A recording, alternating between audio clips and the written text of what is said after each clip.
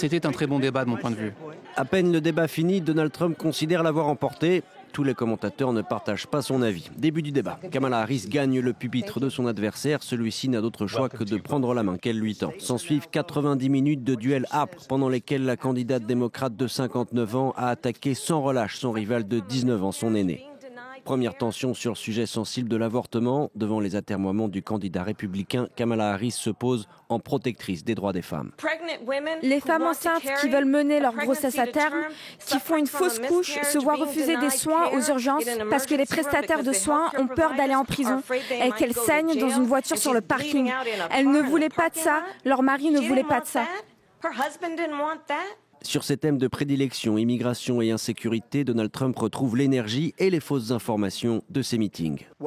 Ce qu'ils ont fait à notre pays en permettant à ces millions et millions de personnes de venir dans notre pays, et regardez ce qui arrive aux villes partout aux États-Unis. À Springfield, ils mangent les chiens. Ils mangent les chiens. Les gens qui sont entrés, ils mangent les chats. Ils mangent les animaux de compagnie. Les autorités de la ville de Springfield ont bien démenti ces rumeurs, mais rien n'y fait. Outrance et contre-vérité restent la marque de fabrique de Donald Trump, comme sur l'inflation.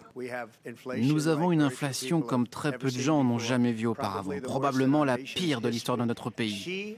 Elle n'a pas de plan, elle a copié le plan de Biden et c'est juste 4 phrases, comme dans un livre pour enfants.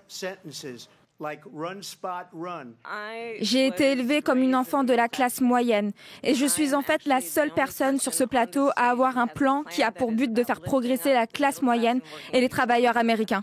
Sur l'international, interrogé pour savoir comment il s'y prendrait pour mettre fin au conflit russo-ukrainien en moins de 24 heures, comme il l'affirme, Donald Trump s'est montré confus et a plus parlé de Joe Biden que de Vladimir Poutine.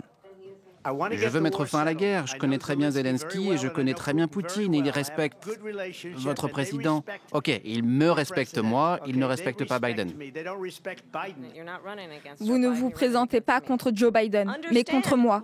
Il faut comprendre pourquoi nos alliés européens et nos alliés de l'OTAN sont tellement heureux que vous ne soyez plus président. Parce que sinon Poutine serait à Kiev en ce moment avec les yeux rivés sur le reste de l'Europe. Ce sera probablement l'unique débat entre les deux candidats qui, à la fin, cette fois, ne se sont pas serré la main.